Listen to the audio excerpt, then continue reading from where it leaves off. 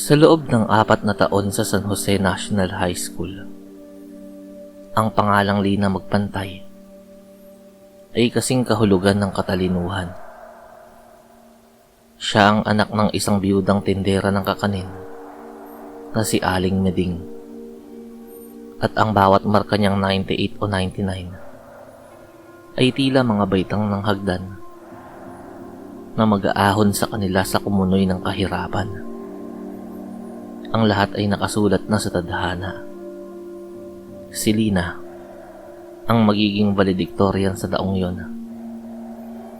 Ngunit isang mainit na hapon ng Marso, habang nakapaskil ang pinal na listahan ng mga magtatapos sa bulletin board, nayanig ang mundo ni Lina. Ang nangunguna sa listahan ay si Clara Montefalco, at siya ay nanatili lamang sa ikalawang pwesto. Hindi makapaniwala ang mga guro, lalo na ang mga kaklase ni Lina. Si Clara, na madalas ay absent at kilala lamang sa pagiging anak ng pinakamayamang pilantropo sa bayan, ay biglang lumamang ng 0.01 sa huling yugto. Ang dahilan, isang kahinahinalang perfect score sa kanyang special project at ang biglang pagbagsak ng character rating ni Lina dahil sa malisyosong paratang ng pangungopya na hindi naman napatunayan. "Lina, pasensya na," bulong ng kanilang advisor na sa Binibining Santos habang hindi makatingin ng diretso sa mga mata ng bata. "Utos ng nakakataas eh." Hindi roon nagtapos ang kalbaryo ni Lina. Noong gabi ng moving up party, sinadya ni Clara na hiyain si Lina sa harap ng marami. Habang suot ni Lina ang kanyang lumang bestida na tinahian lamang ng kanyang ina, sadyang tinapon ni Clara ang isang baso ng malakit na red wine sa dibdib ni Lina. "Ay, sorry. Akala ko kasi basahan yung nakatayo rito eh." Malakas pa natawa ni Clara na umalingaw sa buong hall. "Don't worry, Lina. Sa graduation, ibibili kita ng bagong panyo para may maipunas ka sa luha mo kapag pinapanood mo ko habang tinatanggap ang gold medal na kailanman ay hindi magiging sayo." Nagtawanan ng mga kaibigan ni Clara. Ang mga datihang kaibigan naman ni Lina ay tumungo na lamang, takot na madamay sa bagsik ng pamilya Montefalco. Umalis si Lina na basang-basa, hindi dahil sa alak, kundi dahil sa dugong kumukulo sa kanyang mga ugat. Hindi umuwi si Lina sa kanilang barong-barong. Tinahak niya ang masukal na daan patungo sa sitio malalim, kung saan naninirahan ang kanyang lola, si Lola Salome. Ang matanda ay tanyag sa pagiging mambubuhay o mamamatay ng kapalaran. "Lola, gusto ko siyang mawala," mariing sabi ni Lina. Ang kanyang boses ay wala ng bakas ng kabaitan. Binuksan ni Lola Salome ang isang baul na amoy lupa at kamangyan. Inilabas niya ang isang manika na gawa sa tuyong talahib at ang isang hibla ng buhok ni Clara na nakuha ni Lina mula sa suklay na naiwan ito sa locker. "Ang galit ay parang apoy-apo. Kapag pinakawalan mo, hindi lang ang kaaway mo ang tutupukin nito, kundi pati ang sarili mong kaluluwa," babala ng matanda. "Handa akong masunog, Lola. Basta makita ko siyang gumagapang sa lupa." Nagsimula ang ritual. Sa ilalim ng bilog na buwan, narinig ang mga orasyong tila hindi galing sa mundo ng mga tao.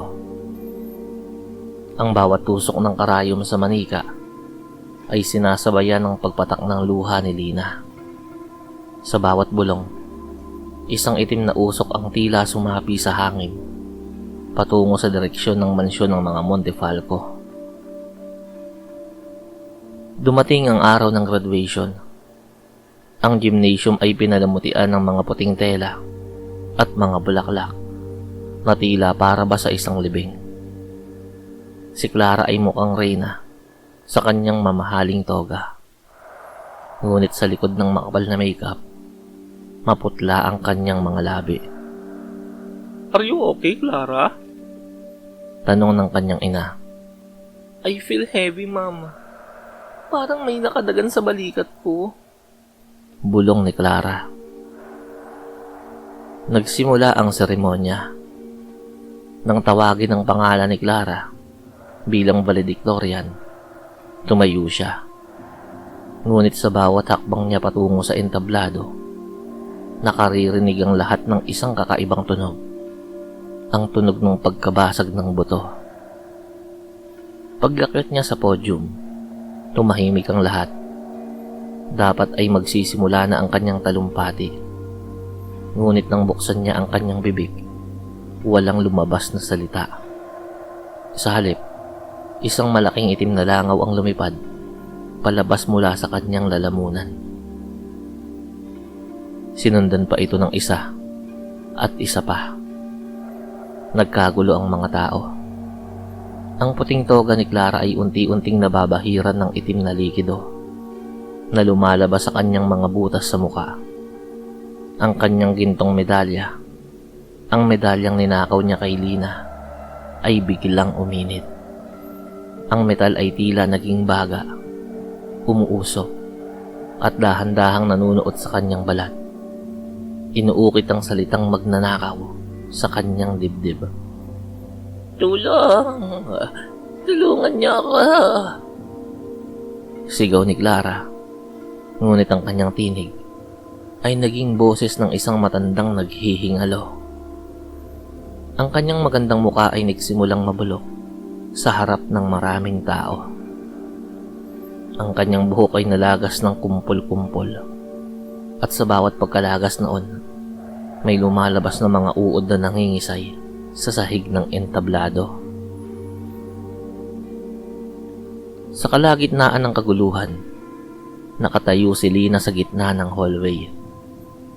Malayo sa entablado, pero kitang-kita ang lahat.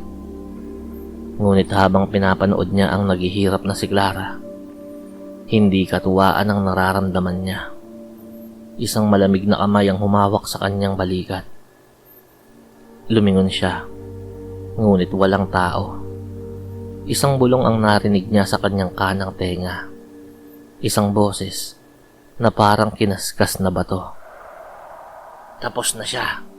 Kaya ngayon, akin ka na. Biglang nakita ni Lina ang sarili niyang refleksyon sa salamin ng trophy case. Ang kanyang mga mata ay wala ng puti. Pawang itim na lamang. Ang kanyang mga daliri ay nagsisimulang mangitim. Tila nabubulok din tulad ni Clara. Napagtanto ni Lina ang sinabi ni Lola Salome. Ang kulam ay hindi libre. Para makuha ang buhay at karangalan ng iba, kailangang ialay ang sariling buhay. Lumipas ang mga taon. Ang San Jose National High School ay naging abandonado dahil sa mga kwento ng kababalaghan. Sinasabing tuwing sasapit ang gabi ng graduation, makakarinig ka ng isang boses na nagtatalumpati sa gitna ng dilim. Kung papasok ka sa lumang gymnasium, makikita mo ang dalawang figura sa entablado. Isang babaeng nakatoga na wala ng muka na patuloy na sumusuka ng mga uod. At isang babaeng nakatayo sa likuran niya. May hawak na karayom at manika na habang buhay na nakatali sa dilim na kanyang pinakawalan. Si Clara ay nawala ang lahat. Ang ganda, ang yaman, at ang buhay. Ngunit si Lina, nakuha nga niya ang kanyang paghihigante Pero naging bilanggo naman siya ng kanyang sariling poot. Ang pagiging valedictorian na kanyang ipinaglaban ay naging isang sumpa na kailanman ay hindi na niya matatakasan.